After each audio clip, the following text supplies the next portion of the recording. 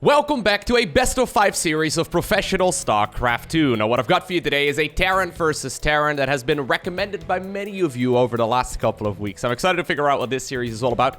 Let me actually, there you go, fix the scoreboard, because I hate it whenever people cast games with, like, you know, the blue player who spawns in the bottom section of the map being on top of the scoreboard and the production tab. There we go. Let me fix it. Spawning here in the bottom right-hand corner in game number 1 on Death Aura and playing with the blue Terran SCVs. We have one of my personal favorite Terran players in the world, and his nickname is ByuN. His opponent in the opposite corner. I mean, I could give a similar introduction to him playing with the red Terran pieces. Likewise, also one of my favorite Terran players. He goes by the name of Cure. Now, I know a lot of you say in the comment section that I always say that every player is my favorite. That's not true, okay? Maybe that used to be true a couple of years ago, but I try and be a little bit more careful with those terms these days because I did say that a little bit more often back in the day. Anyways, both of these guys, of course, ridiculously good when it comes to playing with the Terran pieces. And in the best-of-5 series, we should be able to figure out who's at the very least playing better at this point in time. So this is from the round of 16 of the TSL 6. It was played I think about 3 weeks ago at this point. So if you're watching this in the week it goes up, I mean, it was pretty recent. I mean, skill level is likely not going to be changed a whole lot ever since. High fives by the SCVs right there in the center. ByuN apparently wanted to hug, but Cure decided, nope, got a social distance, brah. That's probably not what he thought. Although, when you think about it, all the Terran units are really good at social distancing because they're all ranged. Other than the... Wait, actually, is every single Terran unit ranged other than the SCV? I think so, actually. Yeah, should be. Anyways, quick double gas right here from both players. They're going to go into that factory, so no fast expos here on the low ground. Just a classical 1-1-1 opener, more than likely. Terran versus Terran is one of those matchups that's, especially if you're a ladder hero, it's very difficult to play. I think that actually goes for most of the mirror matchups. High five! Nope, no high five. But most of the mirror matchups, especially on the ladder, are super painful. Zerg versus Zerg, of course. I mean, if you're bad at ZVZ, you're just gonna die to Zergling, Baneling all-ins all day, every day, right? Like, you have to make sure that you're capable of defending before you even ever get to that Roach Ravager stage. And the same can be said for TVT. You can lose a lot of games very easily just by, you know, opening up a little bit too greedily, then making one little micro error, losing your Reaper in the early game, and then all of a sudden it's game over. It's very, very difficult, so we'll see how it ends up going down. Obviously, at this level of play, we don't really see that happen all too often, but even pro gamers, they do make mistakes from time to time. Actually, it seems like the skill level has gone down just a tad. I was thinking about that a couple days ago. A lot of pro gamers after the TSL, so I think that wrapped up like late December. They all took like a week or two off, at least a lot of pro gamers did, so the skill level probably was actually a little bit higher in this series than it might be right now, although obviously grinding off the rust, it only takes maybe a day or two at worst, right? It doesn't really take too long. Anyways, look at the production tab here. Down to the timing of the tech labs. A near identical build order so far here from both players. So they both decided to go for a couple of Hellions and then 3 of those are Reapers. Hellions, of course, do not get healed up out of combat. Hellions need to be repaired. Reapers, however, they do get some HP back, so you gotta be careful. Just taking one additional little bit of damage right there on that Hellion is enough for ByuN to back off. Cure checking if he's hiding on top of that high ground. Not quite gonna happen, but both are just playing. Look at this production tab. It's actually insane. Are we gonna see a Raven here? He cancelled the Banshee, ByuN that is, and he also now goes for a Raven. Look at this. We're almost 4 minutes into the game, and it's been pretty much the same. Pretty interesting. So one of the reasons why you want to grab that quick third gas geyser is because of the fact that the Ravens are so helpful. So Ravens actually aren't bad at harassing. They can deal quite a bit of damage, but obviously they have a lot of utility at home as well. So they have a couple of skills that are super helpful. Most notably in Terran versus Terran, they have a skill called Interference Matrix, which basically allows you to shut down a unit temporarily. So, for example, the most notable one, obviously, is the Siege Tank. If you manage to throw an Interference Matrix on top of a Siege Tank, it can no longer siege or attack. So it's, yeah, it's very, very powerful. And obviously, since it's an energy-based unit, right? This is a Spellcaster. This is basically a Magician. This is what a Terran Wizard looks like. They need to accumulate energy before they can actually cast a bunch of those spells. So, grabbing them as early as possible so you can get a lot of energy on them is very helpful. So far, you can see both players are really respecting each other quite a bit. Generally speaking, in Best-of-5 series, in game number 1, it seems more often than not, we have the feel-out game, you know, where you try to play as carefully as you possibly can just to see how your opponent is gonna, you know, be able to play against you as well. We do see the first big deviation right here.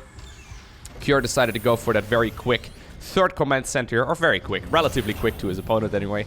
Whereas on ByuN's end of the map, we do see that third barracks coming up here instead, or second barracks rather coming up instead, and then the third CC is a little bit later. So he's going to be able to get that Stimpack upgrade out quite a bit quicker. That does mean that ByuN is likely going to be the one who will be at least a little bit more aggressive here as this game proceeds. Alright, so let's see. These speed up circles actually make these battles so much different as well. Nice control here by Cure. Generally speaking, ByuN is considered to have the best micro in the world, it seems, with Terran right now. I mean, I say right now, it pretty much always was the case, but in case you're unfamiliar, he had to do his mandatory military service over in South Korea, so he didn't play the game for a while. But, yeah, once again, he's looking really good. Maru, obviously, very good at microing as well. Clem is super good at microing, too. No, does get a lock-on right there with one of the Cyclones and one of the Banshees, which is awesome. Jimmy over here, man. Jimmy the sacrificial lamb. Jimmy is just here to scout for his opponent's units. It's a little bit sad for Jimmy, maybe, but it is what it is. Now, this is a little bit risky, but apparently, yeah, they're floating a bit ahead of the other army. Guess it's because there's some double micro going on over here. Looks like all of the units, though, for Cure will be cleaned up. ByuN once again showcasing some of the control that he is capable of. Now, Stimpack is done, obviously, here for ByuN. It's not quite the case yet here for Cure. However, we're getting to the point where, yeah, he's going to be able to defend this quite easily. So, as I've said many times before in previous TVT... Jimmy, no! Oh, my God. Jimmy the scout. The defender's advantage in TVT is massive. Now, there's one interference matrix going down. A couple of siege tanks are moving forward, and the defender's advantage is great because of the fact that you indeed get to, you know, have your siege tanks in the right spot. However, when your opponent sneaks around the site, like ByuN was doing over here, you may just be able to get outpaced just a bit. So, in just a matter of seconds, all of a sudden, 13 SCVs end up going down. ByuN's going to be able to get on out of there as well. Ooh. The auto turret there. Another one of the Raven abilities. Did I call the Raven a Viper earlier? Did I? Trying to retrace what I said. Sometimes I call the unit the wrong name. I don't know why. I'm new to this game, okay? I've only been playing it for a decade. The Raven, what I was going to say, is also has an auto turret ability, as I'm sure many of you are aware. Alright, so. Nice little bit of eco advantage right now for ByuN. Now, once again, like I said, right? So the defender's advantage is massive. You need to make sure you have enough tanks to deal with your opponent's stuff as well. And if there's one advantage that Cure still has right now, it is that siege tank count. So he can certainly crawl himself back into this game. So the reason, by the way, why you have some of these units standing out in front, it's primarily, for example, this one to see incoming dropships without too much trouble. It's basically a spotter unit. I guess that's it's not really a scout, it's more like a spotter, you know? Like, it's trying to stand out here on the map to make sure that you know if your opponent is moving around. Now, at this point, obviously, there's a sensor tower. So this one, Jimmy. I guess, no, it's Martin. Martin the Marine. He's once again going to be able to join the main force. Now, look at Alex over here. All right, well, don't look at him too long. Don't get to know him too well, because, I mean, you don't want to be attached. He spotted the army coming in right here from the right-hand side. This is exactly what ByuN did earlier, but this time around, you do see that Cure is in position. Fourth command center has been acquired here on the low ground, so I'm pretty sure, yep, Cure is going to turn back around and gun that one down. There's a couple of siege tanks right now rolling down the ramp as well, so ByuN should be able to defend. And then there's actually nothing over at the third base, which is a little bit risky. Yeah, he sent most of those units towards the other side. Right now, upon seeing all of those units over here at his third base, ByuN has decided, okay, I need to start moving. But look at this. Look at this line of defense over here from Cure. Even if you have a bunch of interference matrices, that is not easily done. Sensor tower does indeed get sniped. Another sensor tower gets picked off as well. So nice trades right here by Cure, grabbing himself a whole lot of SCV kills right now as well. You can really see those medevacs are helping out a lot. And what exactly is ByuN going to be able to do over here? Right, he's got all those units here in this position, but he's got to be very careful At some point, yeah, this is only 3 tanks. At some point, Cure is going to have a large enough army to just come stimming down that ramp and clean everything up. Well, that moment may very well be coming up. Ooh, I think that's what Cure is doing right now. He could set up a surround, come in from, like, you know, multiple angles.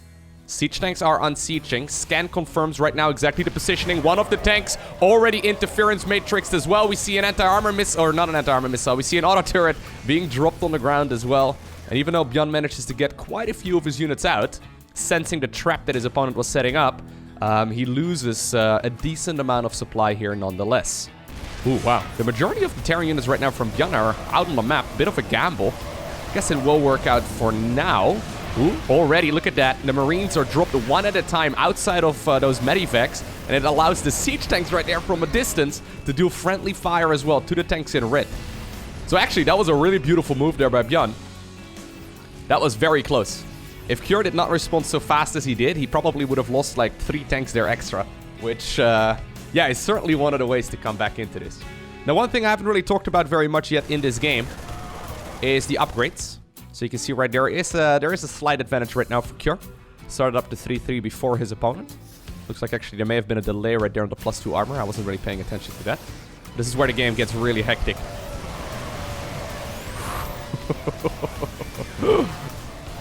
You know what? These fights are not terrible for ByuN. The problem is that the siege tank count is just incredibly high here for Cure. Yeah. Like, it feels like the Marine trades are alright, but Cure has just got such a high amount of tanks, and he hasn't really lost that many. It's now 9 versus 3. And, well, you can see exactly that's what the mirror says as well right there for the units lost.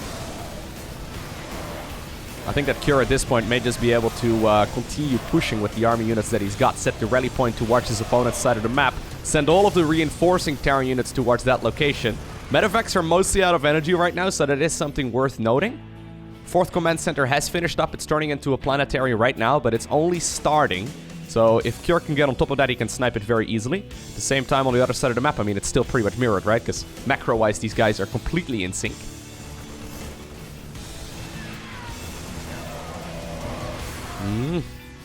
Planetary is going to finish, so that's nice. Siege tanks, obviously, though, do outrange the, you know, the planetary. So it's not like you're as safe as you are in, say, the other matchups with Terran.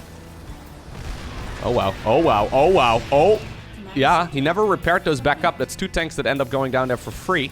Not bad at all. ByuN, sensing that his opponent might be unsieged right now, decides to stim most of his Marines. A couple of tanks are running very low. Nice micro there. He boxed a couple of Marines at the bottom and then sniped the low HP tank. He says, thank you. I'm sorry. Sorry, guys. Sorry. Ooh, loads up a medevac? Okay, that was a mistake. I was going to say, if you're sending units across right now, that seems a little dangerous. Cure Siege is up in a position that I am not entirely sold on. There's Liberators on the production tab right now as well here for ByuN. So Liberators, of course, they have an anti-armor mode, or sorry, an anti-ground mode. And they're fantastic at forcing the opponent to unsiege on those tanks. They're very, very good at just simply defending these kind of positions. So all that ByuN really needs to do right now is siege up on top of these tanks with the edge of the circle, and he can force his opponent to back off once more. Already, though, Cure is now securing the 5th command center. And this is what I mean with the defender's advantage, right? Even though ByuN was very significantly behind, yeah, he seemingly has crawled himself back into the game. Now, he's still not in a comfortable position, I would say. This can still be over very easily. I mean, oof. This is apparently the moment where Cure decides to commit. There's only a handful of tanks still here for ByuN. A couple of them were defending the 4th base, it seems. Is there going to be enough right now, though, for Cure to break through this? That's a lot of Marines that end up getting sacrificed. Look at that, man. I would not want to be a Marine in Cure's army. He does not seem to care. This is Emperor Mengsk all over again. They're just tools in... Oh my god. Cannon fodder, go!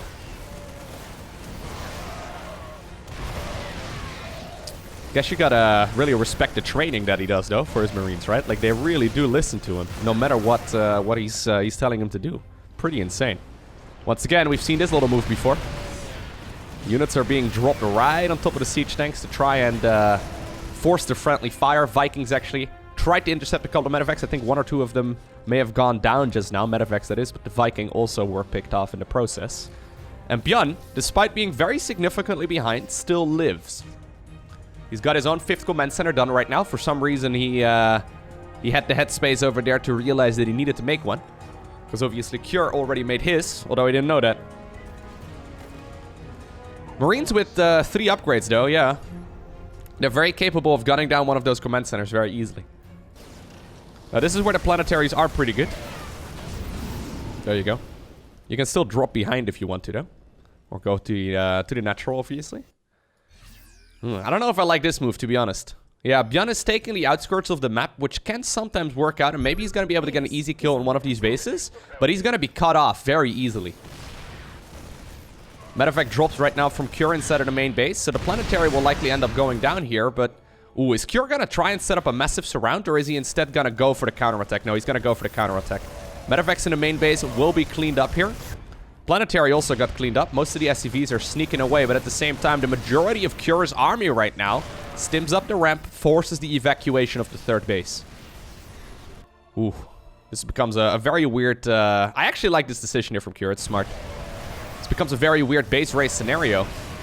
Siege tanks once again picked off, though. Oh my god. So this planetary can also be picked off. That's a lot of siege tanks. 5 siege tanks do not mess around. Yeah. Cure is very far ahead with the supply count, but if he loses another command center, this becomes an awkward state. He is starting up, or he did start up another command center over here on his other location. Well, this is a bit brave though by ByuN. Decides to once again land the orbital command. Not quite gonna happen. I think, yeah, with bringing all of these units home, he can probably clean these tanks up. And with these tanks cleaned up, I mean, he's gonna get the planetary ByuN, that is. I think the game is still won though. There it is. Massive surround coming in from every single side.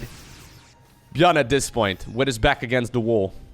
He's got another command center, and that one's nice. It's mining a lot of resources, but in some of these instances, right, the StarCraft matchup is just a numbers game.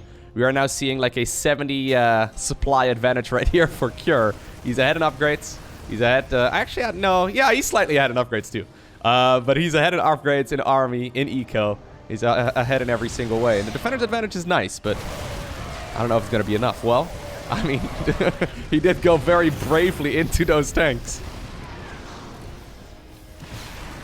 God, TVT is such a good matchup, isn't it? Love that little snatch up right there of the siege tank as well. Nicely done. Alrighty. Cura's had enough. He's like, okay, listen to me. Go into the main base. Get on top of the production. This is the soft underbelly of the Terran. You're just gonna stab it once. If the production is gone, it's very, very difficult for ByuN to crawl himself back into the game. So he's gonna have to do it with the units that he's got. In the meantime, by the way, on the left-hand side of the map, we do see a new planetary fortress being acquired as well for Cure. Multitasking absolutely off the charts here by both of these players. And how are you gonna break this, right, if you're ByuN? Very, very difficult. I mean, he can, but it's tricky. Already, the majority of the medevacs actually decide to leave. Okay. These units are the sacrificial lambs. Now he's doing the same move that ByuN was doing earlier. So siege tanks have a minimum range as well. And there we go. Cure ends up cleaning 3 siege tanks up, and with that, obtains the victory. Alrighty, so game number 2, we are on Pillars of Gold. If game number 1 was an indication of what the rest of this series will look like, I'm excited, man. That was fantastic. High-level TVT is so strategic. I mean, it's been compared many, many times by many casters, including myself as well, to chess. But you can really see that, right? Like, it's, I guess it's also due to the fact, like, in StarCraft 2, obviously, you have limited amounts of vision, right? But Terran versus Terran, it seems like there's always a scan on the opponent's army, and there's always sensor towers and marines and whatnot. I mean, you still have to worry about the fog of war. But because you can quite easily figure out your opponent's army positioning, yeah, it really does feel at least a little more like chess. Now, obviously, you're playing in real time. And there's no rooks last time I checked. You can't even make horses, dude. There's no horses at all in StarCraft. This game sucks. Anyways. Can you be knighted by being a StarCraft player? Is that going to be a thing? If at some point, right, there's going to be a British pro game or whatever other monarchy there is out there, and they get knighted at the end of their career for being a StarCraft pro, I feel like then we know that esports is real. That's gonna be the thing, right? That's gonna be fantastic. The Netherlands actually has a monarchy, technically speaking. If I will ever be known as Sir Loko, I'll be happy. I will gladly use my nickname, okay? I don't know if we actively knight people in the Netherlands, but that will be endgame goals. Anyways. How did I get to knighting? Oh, right, we were yeah, okay, never mind. I was like, what am I even talking about? Okay, yeah, no, good point. Reaper's coming up right now here. Cure is just scouting around a little bit. You can see the same right now by the opponent. But so far, once again, quick double gas here from both of the players. And we can continue watching this game right now from the production tab. Now, I like the production tab, but I'm a little conflicted by it. I've brought this up in a previous cast, but I kind of like it this way, without the production tab in the top left-hand corner. This is how pretty much all of the StarCraft 1 games are casted, and the main reason for that is when they released that game, obviously, the technology for a production tab probably wasn't there, or at the very least they didn't think of it. But it's kind of neat because, I don't know, like I had many games in the past. For example, okay, here's a good example. After playing, say, GTA for long enough, at some point when you know the city reasonably well, you kind of just navigate while driving around by looking at the minimap. At least I find myself looking at the minimap all the time, and I don't really look at the game anymore. And I catch myself doing the same thing every once in a while in a game of StarCraft whenever I'm casting. I have the production tab open, and this is where I stare most of the time. Now, it's a sacrifice I'm more than willing to make for you guys, of course, right? Trying to produce the best content. But there's something to be said at the very least for not having a production tab and actually, like, having to actively scan the screen for what is going on. Maybe I'm old-fashioned. I don't know. Is this a boomer thing? I might be a boomer. I'll be posting about it on my Facebook soon.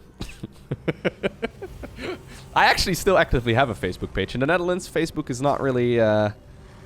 at least for people my age, not that popular anymore. But here's the double tech lab follow-up once again. Double tech lab here for the opponent as well. Third gas on the low ground very quickly. Third gas on the low ground once more here as well. So we don't need a production tab, guys. We can just see that we have an identical build from game number 1. Alright. Let's see. This is why you get that high ground. Ooh, big hits. Massive hits. 2 of the Reapers end up going down right away. I don't know if I like this move too much, though. Yeah, that was a little bit risky. Cure ends up losing all of the units here nonetheless. Nice zoning. 2 Hellions stay alive, which is neat. You don't really necessarily need the Reapers at a later stage of the game, but I don't think 2 Hellions is going to be enough to, or is not going to be enough to counterattack. Maybe you can force a little bit of energy out of your opponent, but it's likely not going to happen, right? Like, the Cyclone is so good at defending these early game pushes. The Cyclone is probably one of the strangest units in StarCraft. When it first was introduced, we saw it being masked a lot. And obviously, Battle Mech is still a thing, although Mech in general has really fallen out of fashion. But it's, like, I guess it's not really appreciated very much at lower level StarCraft, but it's absolutely phenomenal in, like, small battles, you know? It's like a hero unit almost. It's like having an early game mothership, you know? You don't really need multiples. Well, you can make multiples, but you don't need, like, more than 2 or maybe 3, but you don't really want to get a whole lot of them because they fall off very quickly. Once the army supplies reach to, say, like a... I don't know. Like, say, like 50 plus army supply, they really fall off pretty quickly. But they're neat at defending everything before then. I guess it's also because it's a unit that doesn't benefit as much from upgrades. You know, like, for example, Marines, when they get Stimpak and when they get Combat Shield, they reach, like, an additional stage. And the lock-on ability is good, don't get me wrong, but it's not quite at that same level. Alrighty, now, that Banshee pilot has accepted its fate. A little bit sad. Only 2 SCVs. It's not really worth the Banshee pilot. ByuN is waiting here as well. Another thing that the Raven is, something I didn't mention in the previous game, is the fact that it's a detector. So when you can detect stuff with it, it's pretty neat. Like, it's good. It's an all-round good unit. Another one of those units that's not going to be appreciated nearly as much at low level. But you can see, though, right? Like, in the early game of Terran versus Terran, you can make Marines, obviously. You can make even some Marauders from time to time. You can make Reapers, Siege Tanks, Hellions, Cyclones, Banshees, Ravens. And all of those units, like, obviously also Battlecruise and everything else, right? But all of those units, they they interact with each other differently. And it's very easy to accidentally make a micro error because everything deals like a gajillion damage a second. So, if you, for example, fly forward right now with one Raven or it's misrally, then gets picked off, I mean, it's hard. It's very tricky. So, a lot of people below, I would say, 5k MMR really are not fans of Terran versus Terran. And people, you know, above 5k MMR are likely not going to be huge fans either. Now, look at this. This is a bit of a mind game here from Cure. ByuN had defenses over here for a very long time, and now he's like, okay, well, I guess there was no bench he made. Maybe it was like a quick second, you know, Raven or something along those lines. So rather than getting the 2 kills, he's probably gonna get like, oh, nice bit of, nice bit of repairing. He's probably gonna get 5. Nope, only 4. Still good defense though. At the same time, ByuN also sent those Marines that were previously guarding the main base to watch the other side.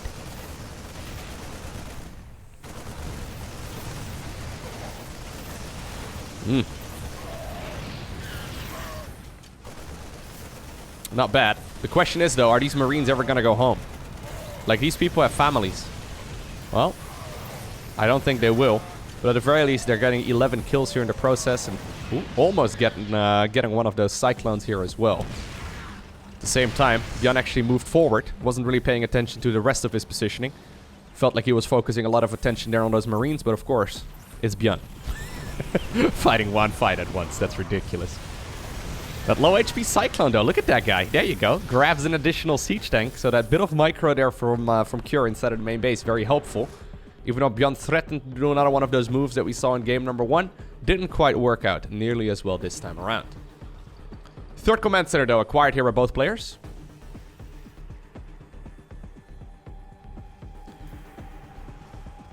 I'm a big fan of having this this patrol area, right? So there's like a... Not quite a ring of missile turrets yet. That's something that you see quite a bit in StarCraft 1, if I'm not mistaken, or at least you used to at some point in the meta. But basically, a ring of missile turrets can help against drops. But if you have leftover Vikings from the early game, patrolling them back and forth over here, for example, or if you're feeling confident enough, you can just also leave them over here. But having them in that position, in that dead space, makes it very, very difficult for the opponent to get in there with Medivacs. Same right here for this missile turret over here, right? Like, drops from this angle will become very tricky. And I like it especially when you're going up against someone like, for example, ByuN. Because he is very, very likely to, you know, try and come in from multiple angles. Well, this has got potential to go really badly if he wants to go into the main base. Could also just fight from this area, though. You can see the siege tank spread out over here by Cure. Already, Marines are set up right here for what seems to be a counterattack. Now, I love this. Jimmy. Oh, man, this is a gamble. Oh, I almost feel like you should have had those Vikings further back. I actually think that's a mistake. That being said right now, though, anti-armor missile will go down, but good splits there by ByuN. He is going to start sieging up this location instead. Don't think that a whole lot can be achieved over here. Yeah, if you had those Vikings further back, I think he could have killed 1 or maybe even 2 Medivacs. Well, he's going to be able to kill them right now, but now there's no units in them. Hard to say. I'm sure Cure knows better than me, but...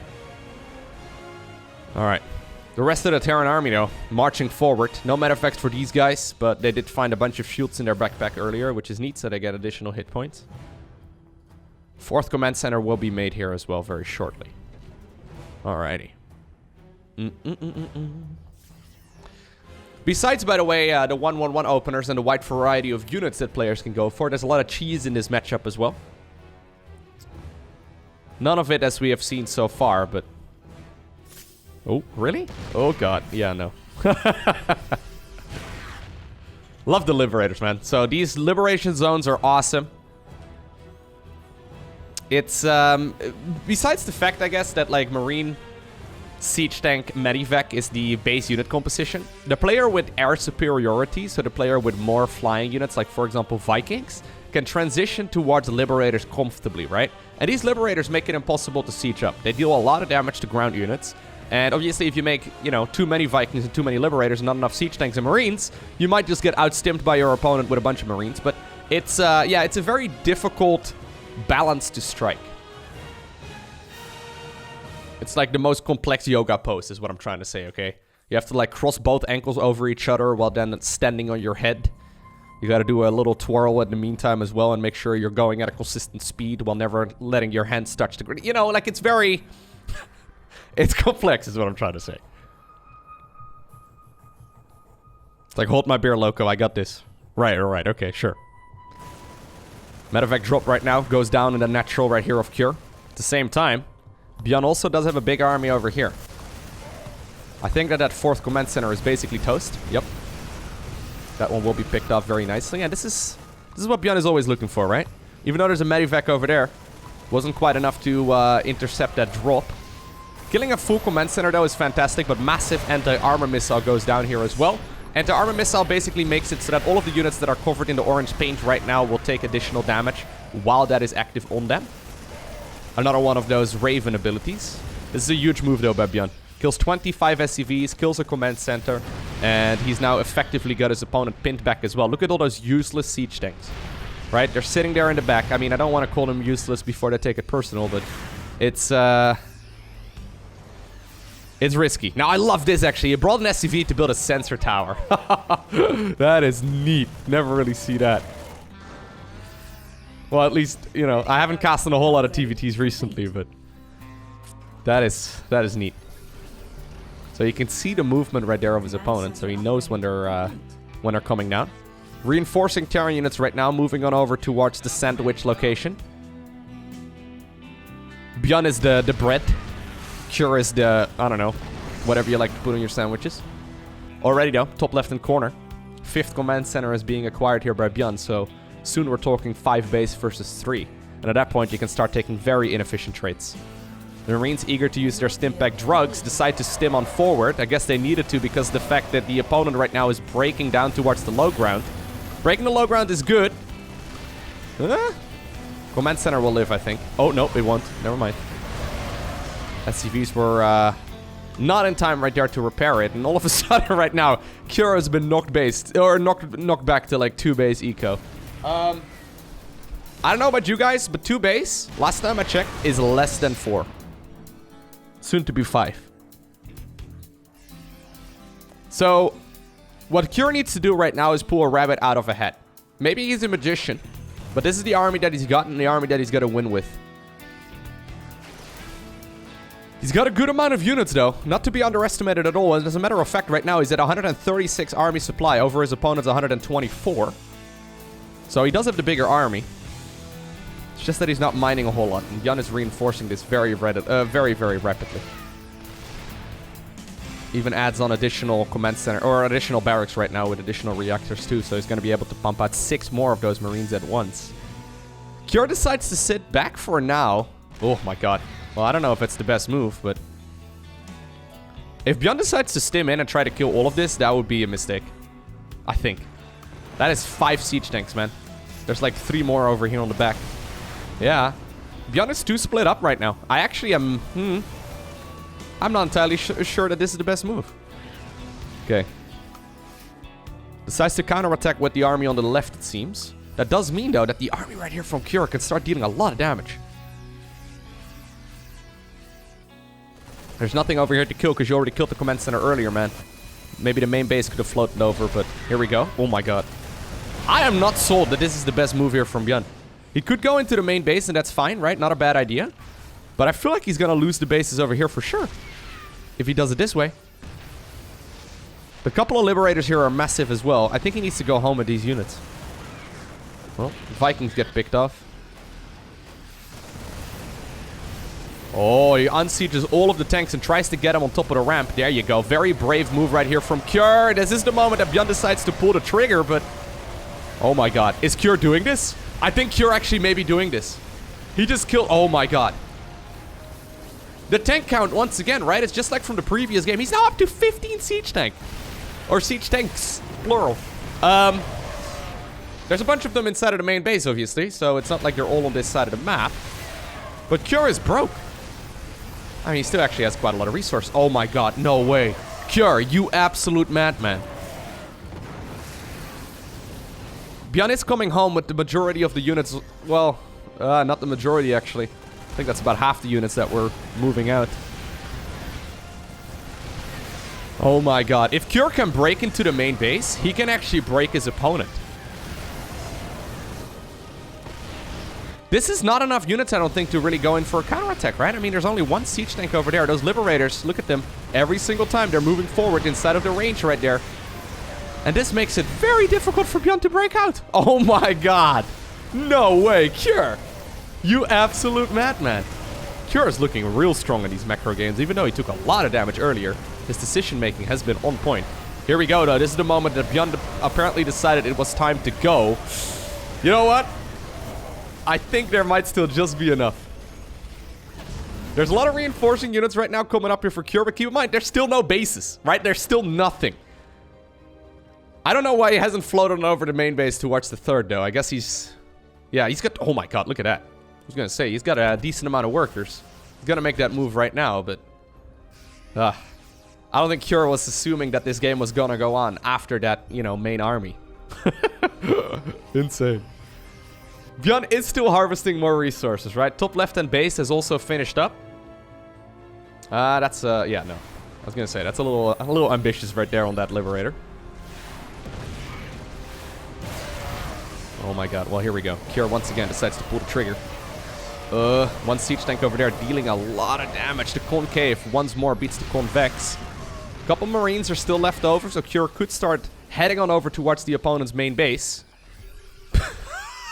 This is actually insane. I don't know who's winning this anymore. I'm still leaning towards ByuN, but it's, oh. Yeah, he can't really go in. But there's two more tanks. There's two more tanks inside of that one medevac. ByuN has decided that he's gonna go for a counter, so if he can, like, he's got a sensor tower over there, right? So he knows his opponent is microing. Or macroing, rather. Yeah, well, I don't think Cure cares too much about his eco. He showed that earlier. Does he know about the base in the top left? No, he does not. He does not know about the command center in the top left-hand corner. That was a greedy move there by ByuN previously.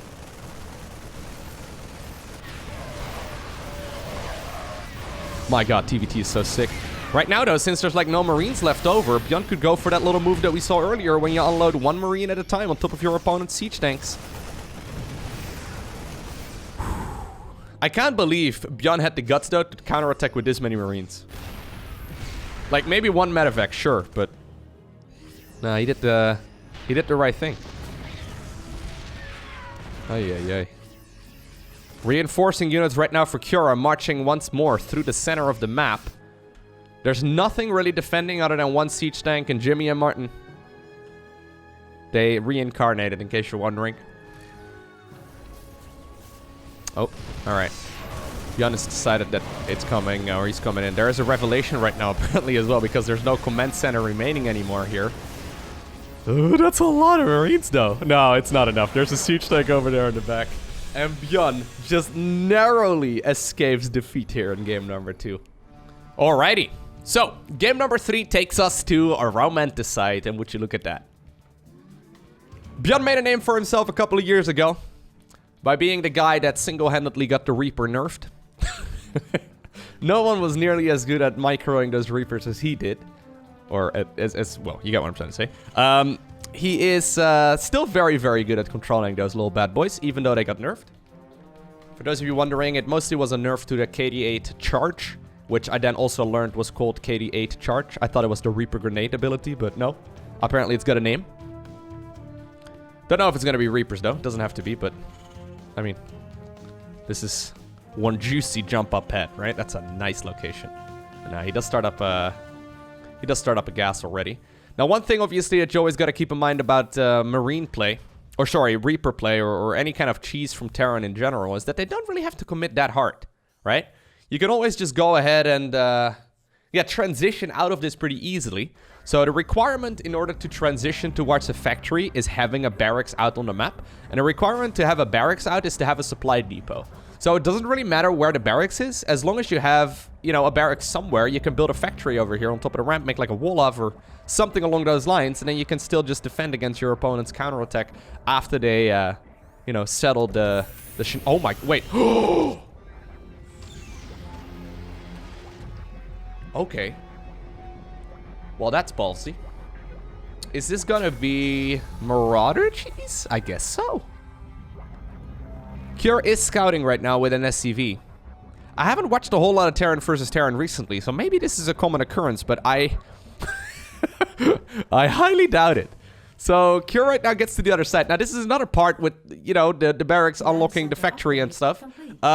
Yeah, you don't actually know if your opponent necessarily proxying. I mean, it could be literally a barracks over there, right? Like, it doesn't really matter. You can't really check everything. Yeah. So there it is, by the way.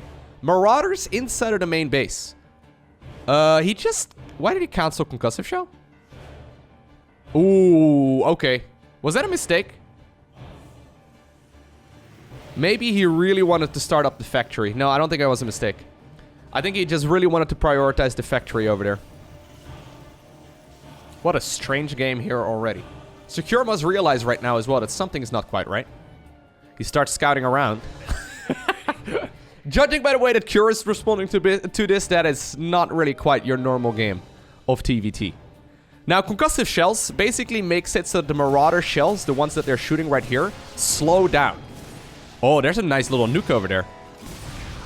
Oh, yeah, that's not bad at all. So if you hit an opponent with the concussive shell, look at that, there it is. You can pick them off very easily. Reaper did go in for the counterattack, which I love.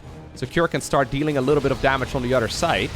I actually think there might just be too many units though for ByuN, isn't there? What if you made like a... No, you can't make a bunker here, obviously. There's actually a lot of range on these units too. That is a lot of SCV kills though in such a short amount of time. Another Marauder finishes. I love the positioning over here actually. Like, this is clearly something that he has practiced many times. Reaper eventually got picked off as well. Only 3 kills right there by Cure on that bad boy. And you know what? Oh my god. I mean, there's a Cyclone coming up, but I think the damage has been done. There it is, GG. Game number 3 goes in favor of ByuN. So I think that map, Romanticide, is probably perfect for that little build, right? So the tech lab and the reactor and all that, they always go on the same location, no matter where you position the barracks. Like, you can't choose where, you know, that add-on will appear. So I'm assuming that there's only, like, you know, maybe 1 or 2 maps where you... maybe you can pull it off over here, too. Like, basically, you need that little choke point on 2 sides to create, like, a little nuke for the units to fall back into, right? Anyways. Cure, this time around, has decided to send out one of his own SCVs. Keep in mind, it's a best-of-5 series, so the first player to win 3 maps is the one who comes out victorious. Okay. Cure's like, hold my beer. Let me show you how it's done. He did decide to send a second SCV as well, though. Now, I'm looking at the amount of minerals and the time at which this SCV arrives. Now, maybe he sent it at that specific timing just to, you know, block a scouting SCV from accidentally seeing one of those bad boys moving across. But it makes me think that Cure is not as comfortable cheesing as, for example, someone like ByuN. Like, Cure is very good at just playing stock standard, right? Like, he doesn't really play very fancy. I actually think in StarCraft 2 in 2021, you really do need to be playing fancy. Remember, for example, Innovation pretty much always doing the same builds over and over and over again. And the same could really be said for Serral. At some point, they became too predictable. So Innovation, he started cheesing a ton. Like, he started cheesing pretty much every single game. I think Serral is probably doing it the quote-unquote right way. Oh my... Wait, is it gonna go double barracks floated? No way. No. So STV scouts around the main base. ByuN, are you gonna scout around your own main as well? This is double barracks cheese. No factory, no nothing here as a follow-up. I can tell you that much. ByuN is not scouting around his own main. Oh. No way. He's gonna check this area. Yeah.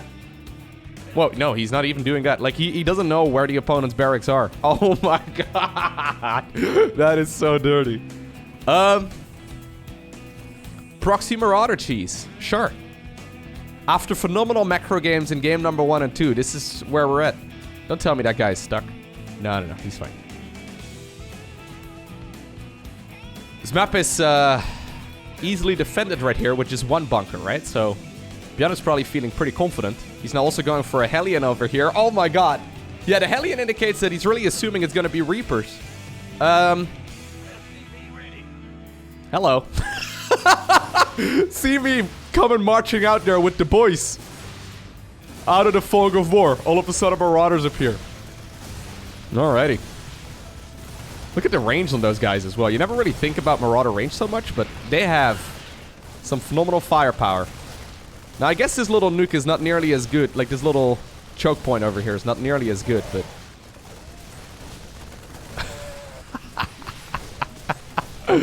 I love it.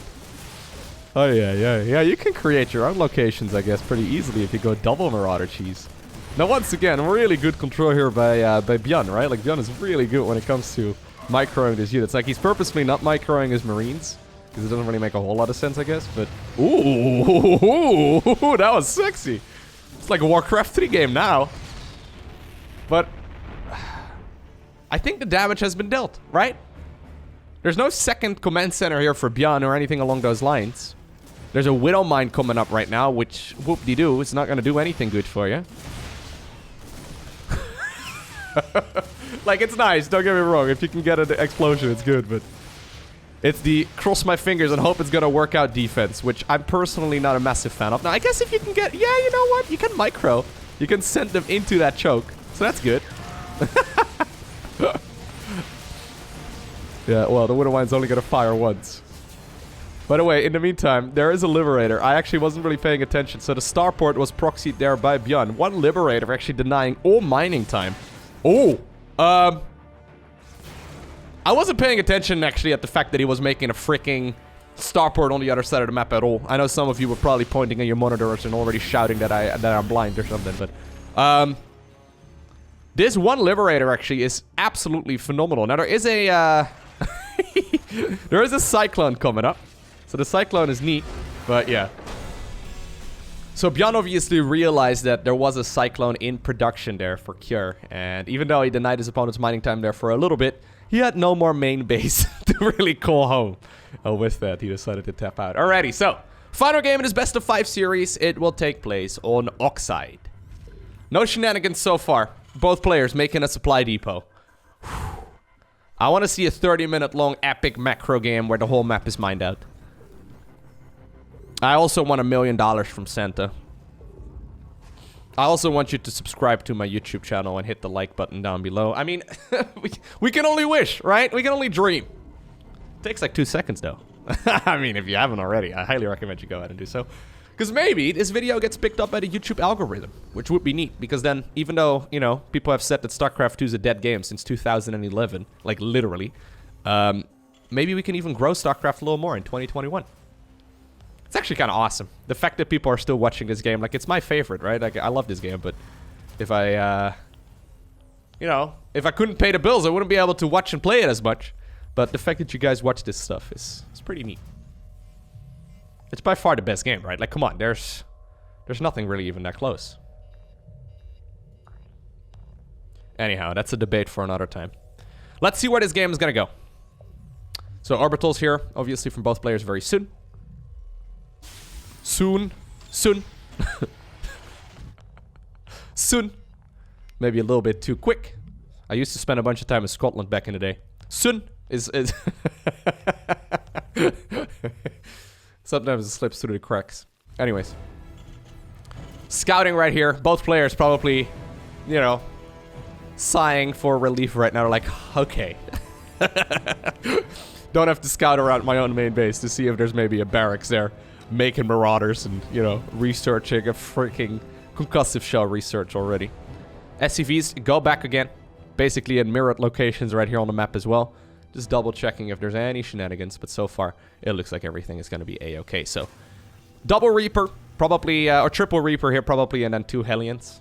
Right, this seems to be the bread and butter here from both of these. ByuN 1 worker ahead. How did that happen? 2 supply behind though. Alright. Bit of a faster CC over here. In the end, though, all the roads apparently they lead to Rome. They lead to Loam is what I wanted to say, but they lead to Rome. Ooh, look at that. Insane build order variety. There's a Widow meme. Coming up. Starport also comes up right now here. For the Terran player. In red. From South Korea. That doesn't really make it any easier, but alright. Probably see the switcheroo here and once again a little bit. Or maybe just double... nah, we'll probably not see the switcheroo. We'll probably just double tech that. Alright, let's see how this is going to go. It's a nice little bit of a macro opener here from both of these. Considering they have now played this in 3 of their games, I'm going to make the assumption that this is, you know, like there's a little bit of variety here, right? But I'm going to assume that if you're looking for a Terran versus Terran build order to play yourself, this is the one to go for.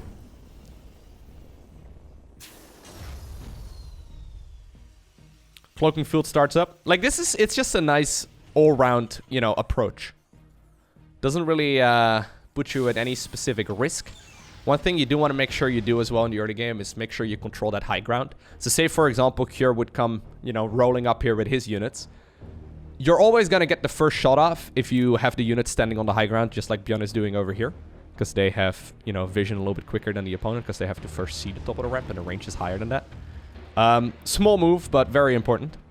Doesn't really come into play at this level here, but yeah, it doesn't seem significant. Now, a medevac is actually pretty insane. So a medevac can deal with a, or sorry, like a Widowmine can deal with a medevac very easily. Oh, did he see it? So this is what ByuN sees. Yeah, he sees it. He's sacrificing a Hellion. Poor Hellion, man. Apparently a Hellion over Marine. That's... Oh, you don't really see Reapers going into medevacs that often, huh? I like it, though. This is already not bad at all right here for ByuN. Loads of the units, gets on out of there. I heard the siege tank rolling out on the other side of the map, so ByuN's going to be able to comfortably defend his base right now, too. There is a Banshee, though. Cloaking Field is finishing up here, so that Banshee pilot ready to click the cloak button. Siege tank available here as well for Cure. So let's see, how much damage can this do? There's a couple of Marines, but no detection. He's got to wait right now for the Raven to be out. It turns out if you go for the medevac, you're not going to have that Raven as early. He does have a scan, so that's nice, but... Oh my god, really? Oh, that's a little sloppy. So the map actually doesn't end there. Like, the map ends, like, right here. So there's, like... I don't really know exactly what the line is, but it's hard to say sometimes. So you could see Cure right-clicking over in that direction, but then, like, the edge of the map is, you know, not where you would think it is. Sometimes a little bit frustrating, but he tried to go in the back and he was like, fuck, oh, no, oh, right, and then he died. Or she did. Medevac, or sorry, Banshee number 2. Unit names are not my strong suit today, apparently. I don't know why. Game's hard, okay? There's like 5 units. I'm a StarCraft player. I don't know any of these names.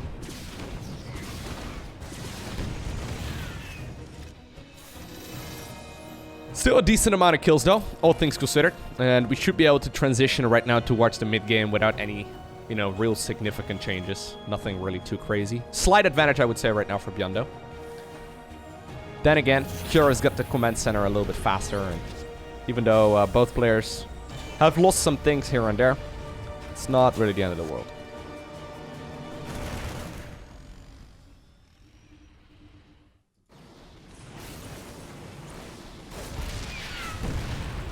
Oof. Alright. So 2 siege tanks over here, sieged up in the main base. They're not going to be able to go very far. Cure still does have some leftover units here from the early game, which I don't really like too much. Like, they're okay, but they require a lot of effort to control properly, and they fall off very quickly with Stimpack finishing up in about 20 seconds.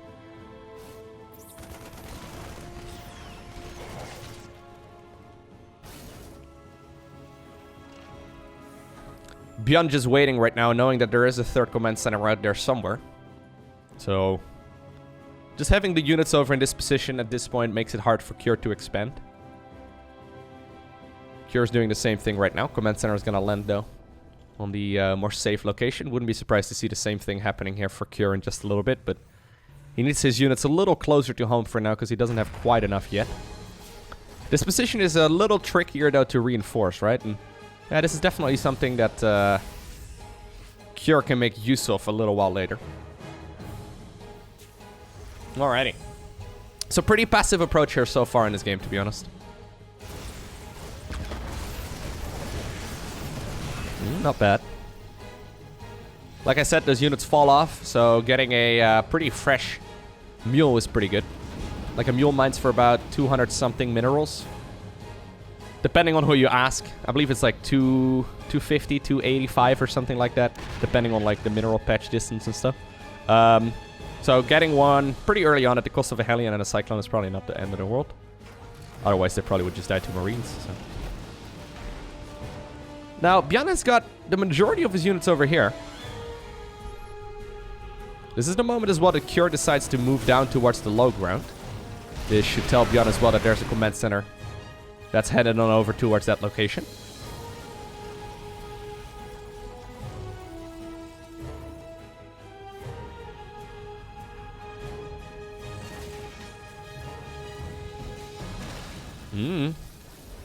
Alright. Just gonna slowly roll the tanks forward. Siege tanks though. Oh, nice move. Yeah, nice move there by Cure. They'll be picked off right before the interference matrix runs out. That's what happens when you overstay your welcome. Your opponent's reinforcements are going to be much closer to home. And that now allows Cure to get the small supply advantage. Now he did hit a bit of a supply block. Oof. That's painful. 133 out of 133 here.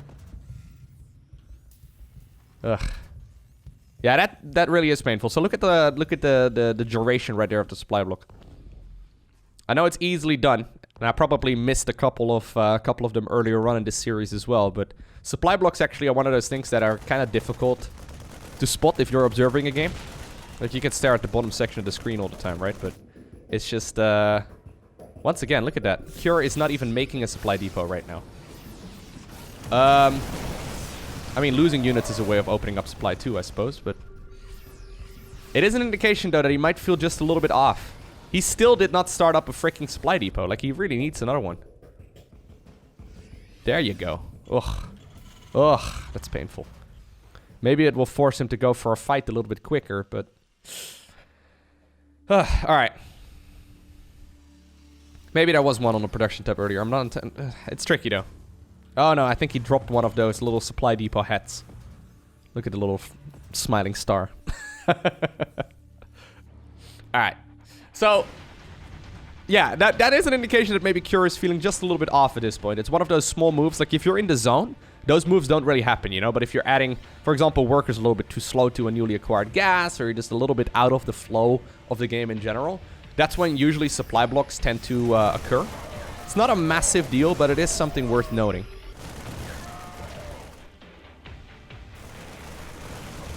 Now, this is not bad at all, though. The majority of the Terran units over here are still, you know, defending the third base. So Cure is likely not planning on committing too much. Yeah, without siege tanks, the marine battles are are a little silly. Just two guys with guns hitting each other. Sensor tower at the front. Should be a sensor tower anyway. I can't even click it. There you go.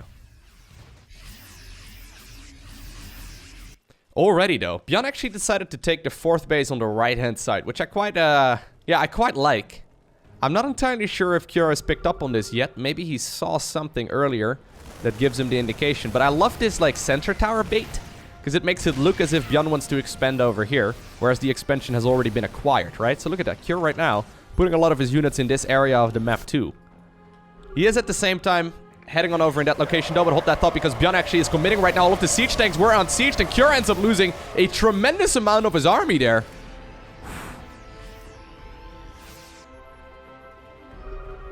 Then again though, oh my god, he really needs to move up there, yeah. Then again, there is a base over here, a planetary fortress that's pretty much unguarded. All of the Terran reinforced... What? Hello. Okay, he's gonna just bypass it and go for the third base instead. Alright, ByuN is forcing the liftoff right here of his opponent's third command center as well. Fort CC morphing into a planetary right now on the left-hand side. Orbital Commando is killed right here by Cure. At the same time, the Orbital also killed on the other side of the map. ByuN at this point, 30 supply up on his opponent, which is not to be underestimated. I think that this planetary fortress can also be picked off relatively easily though, but Cure doesn't really know exactly where the opponent's army is located at this point.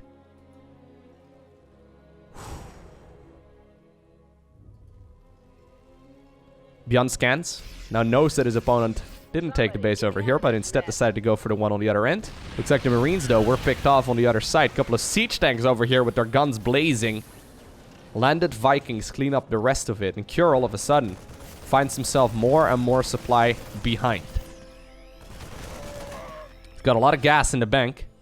3-3 is going to finish up here very quickly for ByuN 2, though. And 2-2 is the upgrades that Cure has decided to settle with.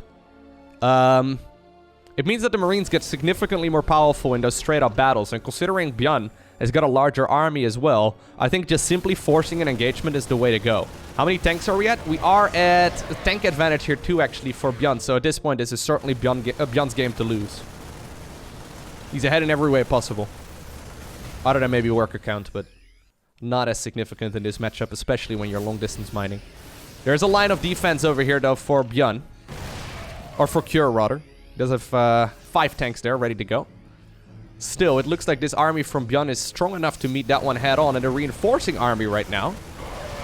Oh, can move on over towards the 3rd base that's being reacquired.